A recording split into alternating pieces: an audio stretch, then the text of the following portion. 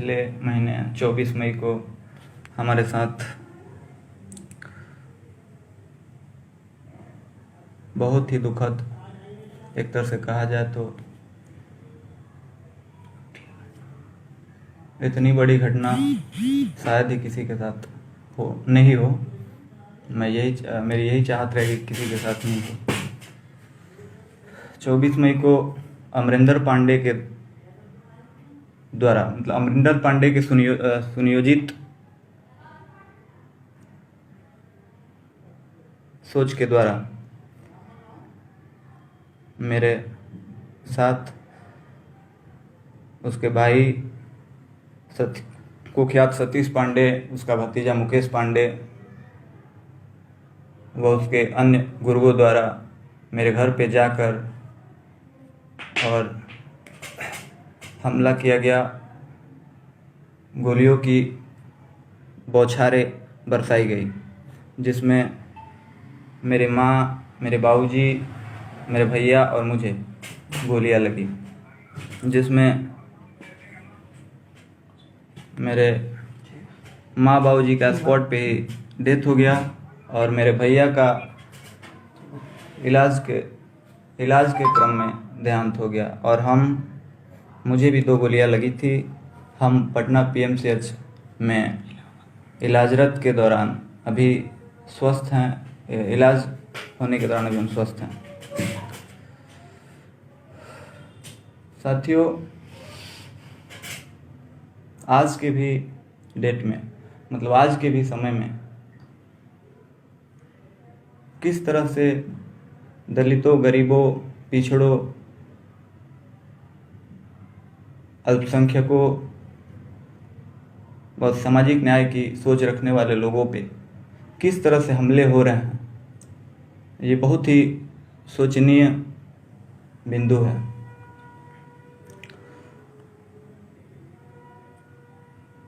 साथियों, जैसे कि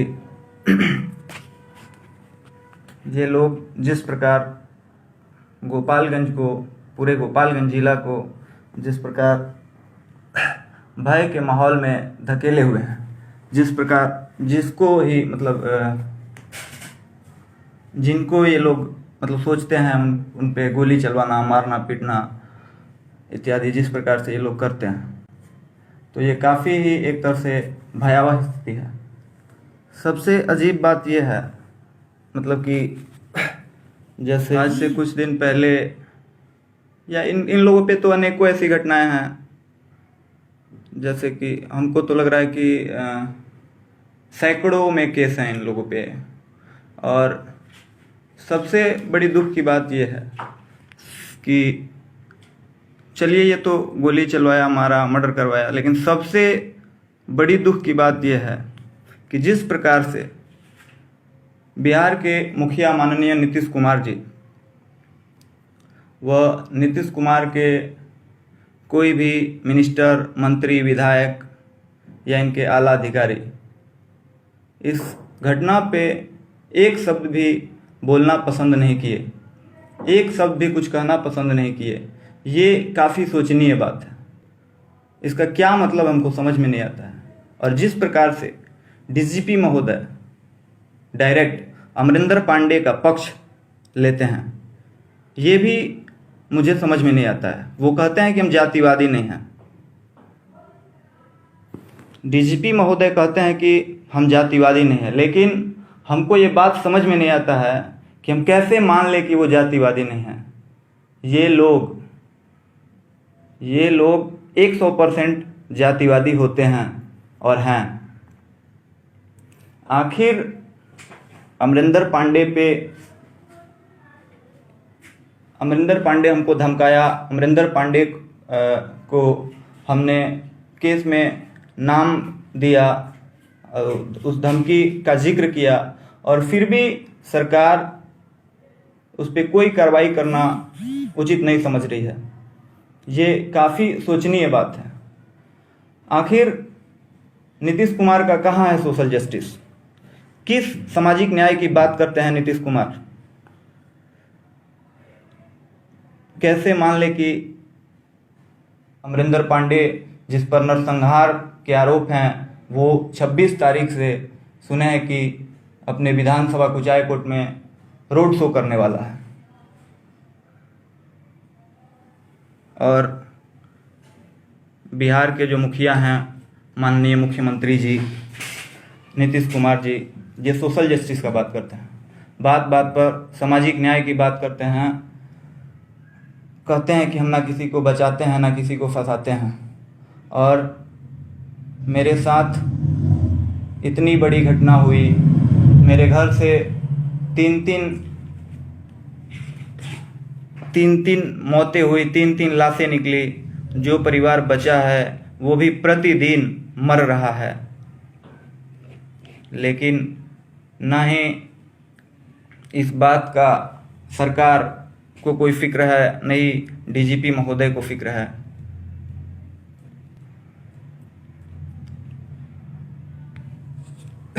चारों तरफ मेरे समर्थक लोग हों या मैं हूं या और कोई लोग हो, सभी लोगों को किसी न किसी तरीके से धमकाया जा रहा है और डराया जा रहा है। सभी लोग डर के माहौल में जी रहे हैं, लेकिन सरकार इस पर कुछ सोचने से बच रही है।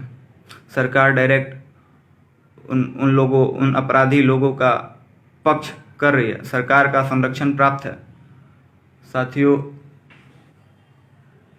ये लोग हथुआ के इर्द गिर्द या पूरे ज़िले में चौक चौराहों पे घूम घूम के कह रहे हैं कि वो जिंदा बचेगा तब न केस लड़ेगा।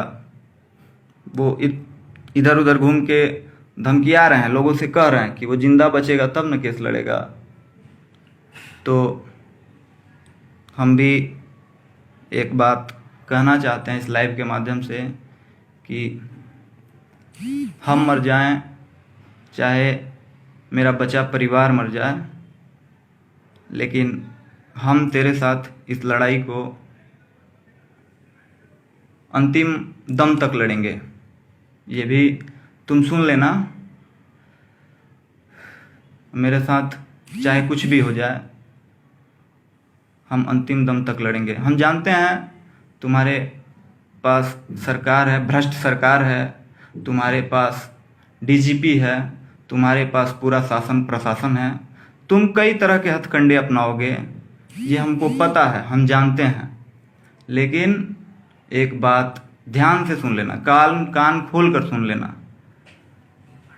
कि हम तुमसे डरने वाले नहीं हैं और लड़ाई किसी भी हालत में लड़ेंगे। हम तुमसे अंतिम दम तक लड़ेंगे।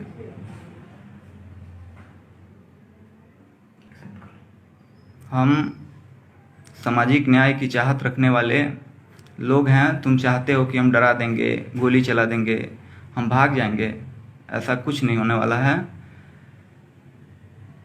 कि टेंशन फ्री रहो, चौक चौराहों पे धमकी देना बंद कर दो, नहीं तो करो जो करना है, कोई दिक्कत नहीं है। घूम घूम के कहने से क्या होने वाला है।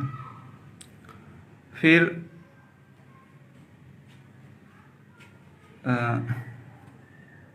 हम अपने दलित भाई, पिछड़े भाई, गरीब लोग, अल्पसंख्यक लोग व सामाजिक न्याय की चाहत रखने वाले जो भी लोग हैं, सामाजिक न्याय की चाहत रखने वाले जो भी लोग हैं, आप सभी से हम ये विनम्र निवेदन करेंगे कि आने वाला जो चुनाव है, उस चुनाव में सोच समझकर अपने जो मत का अधिकार, जो मताधिकार है, उसे प्रयोग करें। ये लोग करवा सकता है हमला, इन लोग के लिए कोई बड़ी बात नहीं है, इसलिए कि शासन प्रशासन पूरा सिस्टम इन लोग के हाथ में है। लेकिन ये जो रोड शो कर रहा है कुचायकोट में, हम कुचायकोट की जनता से, कुचायकोट के आवाम से, न्याय पसंद लोग से अपील करना चाहेंगे कि आप लोग इस हत्यारे को, इस गुंडे को, इसका कहते हैं कि अपहरणकर्ताओं को विधायक मत बनाइए। ये जो लोग हैं ये आपके वोट भी लेते हैं और आप पे गोली भी चलवाते हैं, गोली भी बरसाते हैं। इसलिए हम ये अपील करना चाहेंगे, आप जिला में इन लोग का, जिला या 2-3 जिला में आंकड़ा उठा कर देखिए कितने माँ बहनों का ये लोग मांग उजाड़े हैं।